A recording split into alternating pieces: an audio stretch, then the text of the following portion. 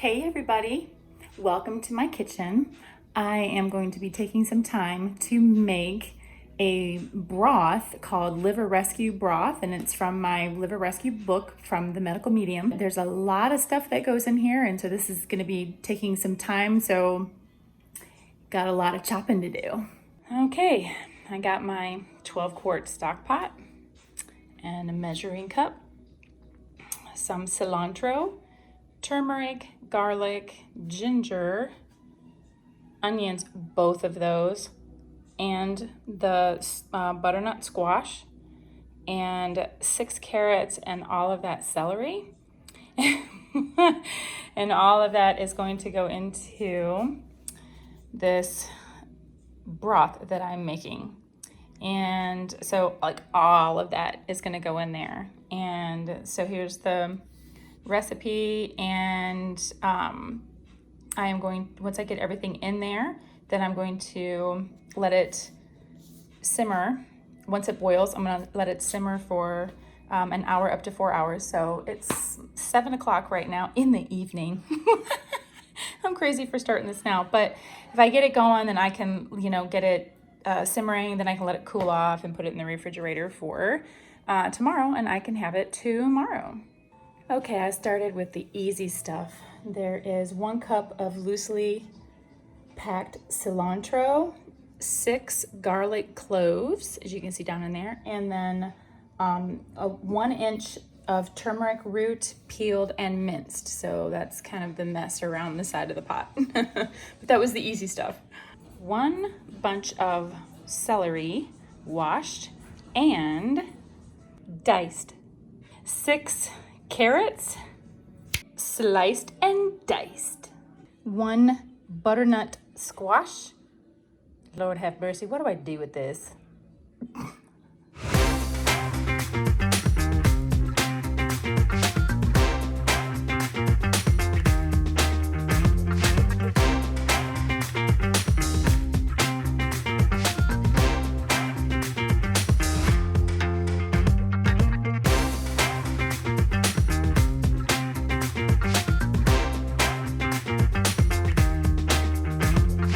Okay, so now all I have to do is bring this to a boil, and then I will let it simmer from 1 to 4 hours. So I guess at least an hour. In the meantime, I guess I'll go for a walk because it's a nice night. You hear that?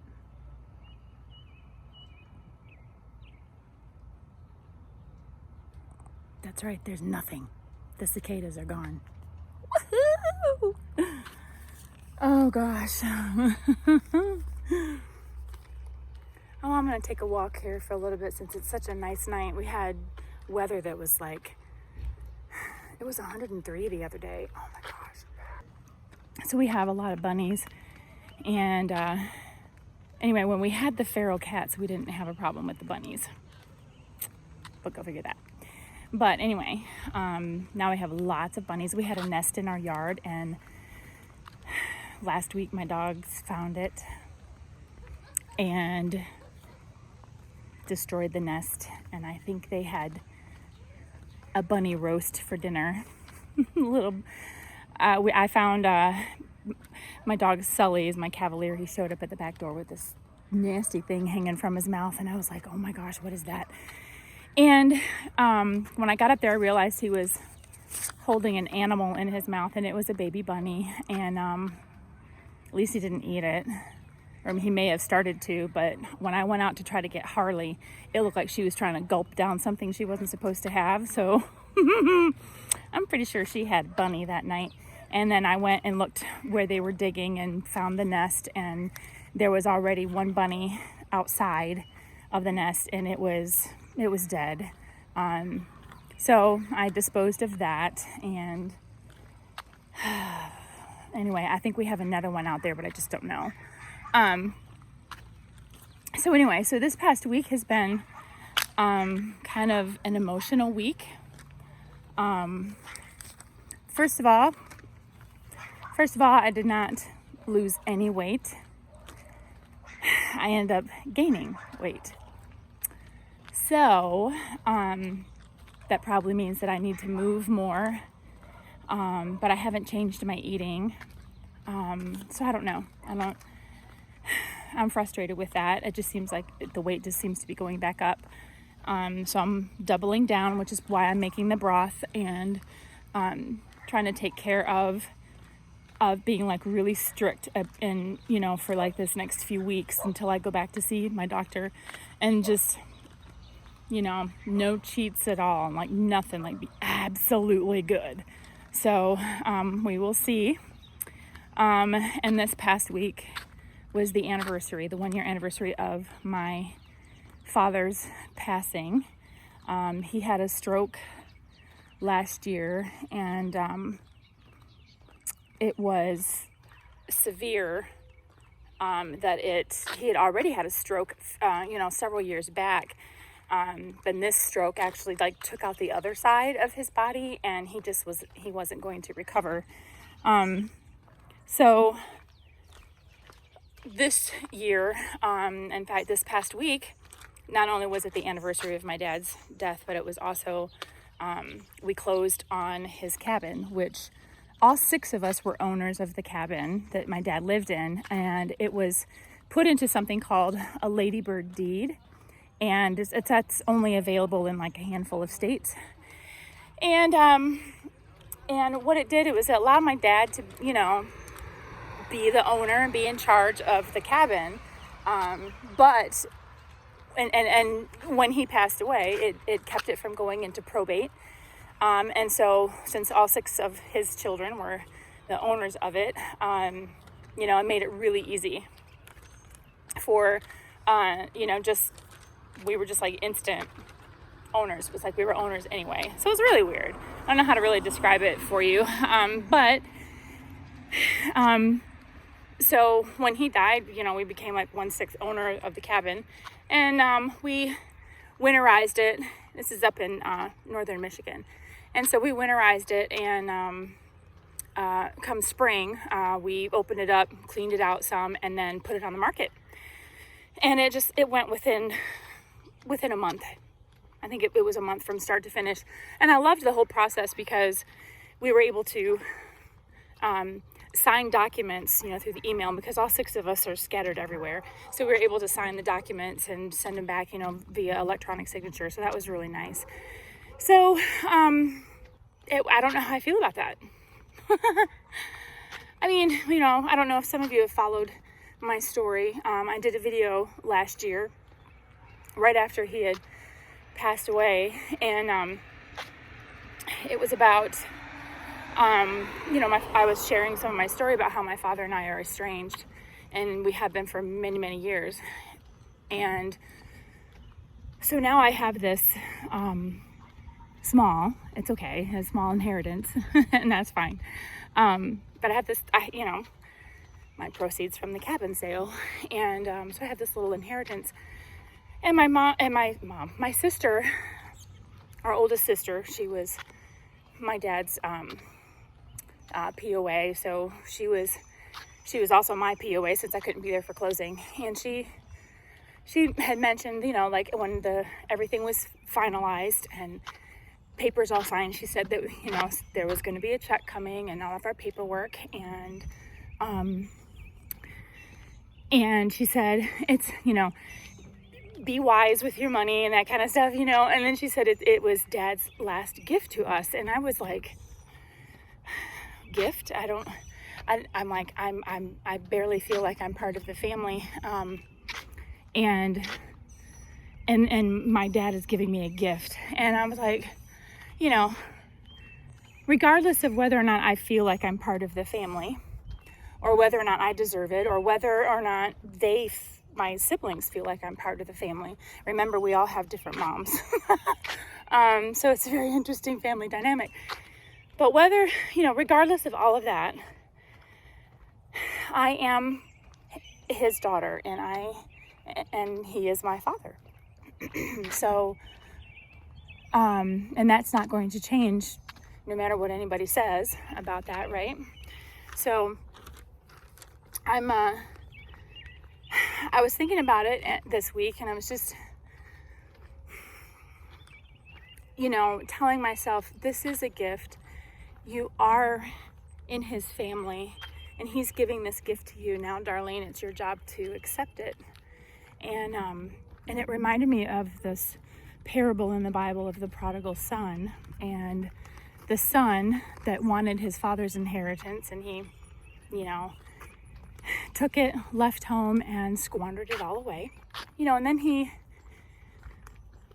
realized when he came back home, and the older brother, was like, was upset because the father wanted to have a party and welcome his son home, because, my son has come home and, he was lost, but now he's found, and, we're going to have this huge party. And the older brother was jealous, and he's like, I haven't done anything like this. And I've been here all this time.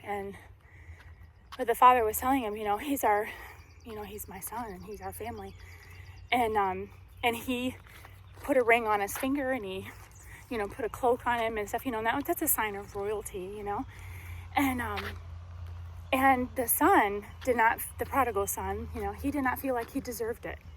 Like me, like he didn't feel really part of the family because he left the family. Felt like he probably shamed his father or whatever that was. And he agreed with the older brother. I shouldn't be part of the family, And, but it didn't matter. The father said, nope, we're celebrating.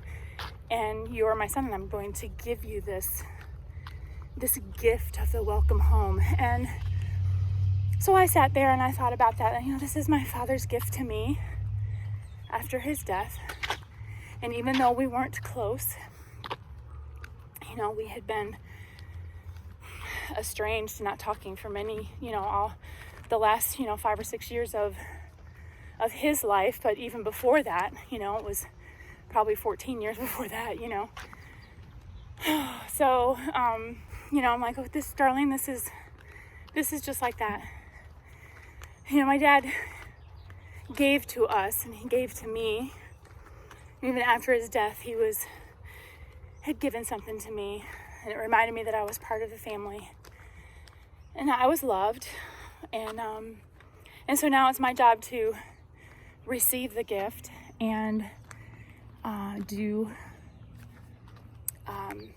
the best thing with it. I know that I'm going to be giving some of it to my church for missions. I'm going to be I'm going to be tithing off it and giving it to our missionaries that we support, and then beyond that, I'm not exactly sure what I'm going to be doing with the rest of it. I thought about a money market and things like that, but I don't really want to talk about. I did meet with a tax advisor, financial advisor. That's what I'm looking for. I did meet with a financial advisor last week. Yeah, last week. Oh my gosh, I don't even know what date it is. We're in July already. Can you believe it? Oh my gosh. I am working on a new video for my Wake Up series. I have a playlist on my channel that's titled Wake Up, and it has a lot of videos in there, addressing issues of the day, and, telling people, wake up, wake up and see what's really happening here. And some of them are, historical. For example, the one that I'm actually working on is a sequel to the video I did last year called Is the National Anthem Really Racist? And I had a whole presentation in there where I broke down all 4 verses and talked about, defined what a lot of the words were, talked about the historical context, and the author, Francis Scott Key. So this video that I'm doing is actually a response to one of the comments on my video, and it was a lengthy comment, so I'll be addressing some of those issues. And then I also did a little more research, and was actually finding a little bit more about our country, and but just the whole issue of slavery. It was a global issue, and so I will address that. So I'm excited about that. So I also finished a workbook, a life balance workbook that I'm excited to share with you all, and so that will be coming out.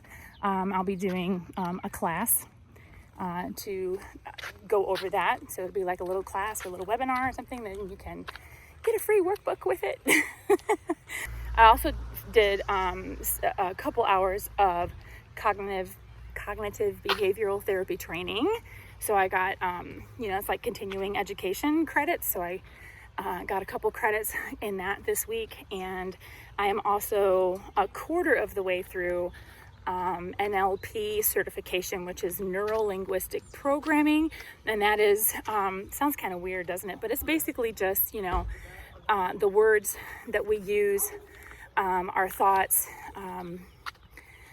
where we can, it falls right in line with The Recycled Mom, because it was like, I used to think this, but now I think this, right? Change your thinking, change your life. So that's part of getting the certification for neuro-linguistic programming, and that's going to go right along with the life coaching and everything I do here with The Recycled Mom. So I'm excited about that as well, and classes seem to be going pretty well with that. Over the last couple weeks, I had an idea for a Christian women's daily journal, and I'm going to be putting it together. It's going to be a process of walking you through arming yourselves in the Lord, putting on the Lord's armor.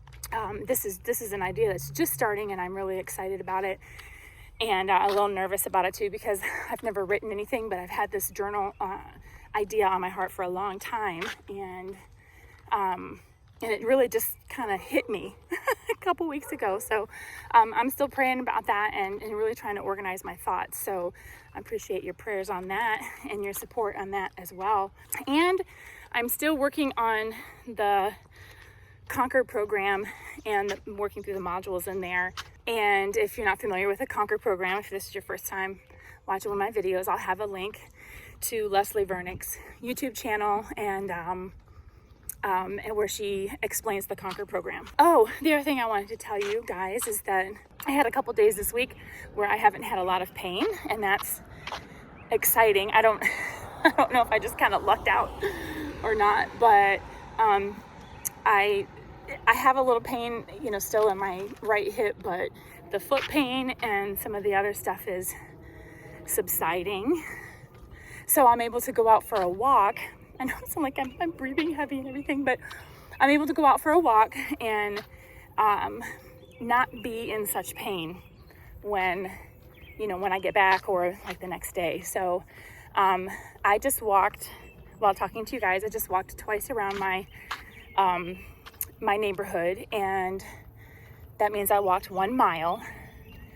And then I will go in and I'll do some stretching before I go to bed. I did my DDPY workout for today, so I don't really call it a workout. It's just like you're stretching and stuff, but it actually helps break up that arthritis and stiffness in your hips and everything. So I'm happy about that. I'm excited because my foot doesn't hurt and I don't have to limp when I walk. My goal is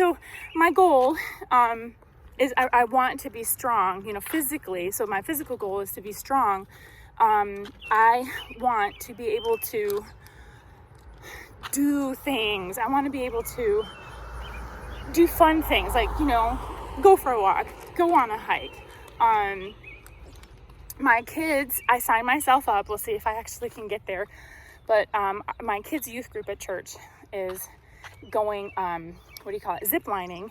And I cannot believe it's huge. It's like the whole thing lasts like 2 hours, 2 hours of zip lining over the mountains and everything. And oh my gosh, I'm excited for them, but I signed myself up to go. And so I have a goal, so that would be in September, I have a goal to be able to get myself strapped in, and there's some suspended bridge stuff that you'll be walking on while you're hooked up and everything. That is a motivator for me to really get going and get strong. And so that's kind of been pushing me to really pay attention to my body and be like, come on, darling, just push through this, break up that arthritis, get this going, break through the pain, and and pray through it with God. Lord, heal me, help me. I know my body will heal. I just need to give it the right things, the right food, the right care, sleep, exercise, food, water, all of that good stuff. So that's that for this week, and I'll let you know how the liver rescue broth comes out. All right, this is what I ended up with. after all of that, I ended up with the broth here, and I strained the vegetables and got the broth off of that, put the vegetables back in the pot, and I added 2 cups of coconut milk, 2 teaspoons of yellow curry powder, 1 tablespoon of maple syrup, and 1 teaspoon of sea salt. I warmed everything back up, and then I put it in immersion blender and made this thick yellow curry soup. So that tastes really good. I did sneak a spoonful before I put the lids on. And then there's the broth that I can sip on throughout the week. And here we go, liver rescue broth to the rescue. Thanks for walking with me, and thanks for supporting me. And until next time, peace, love, healing, y'all.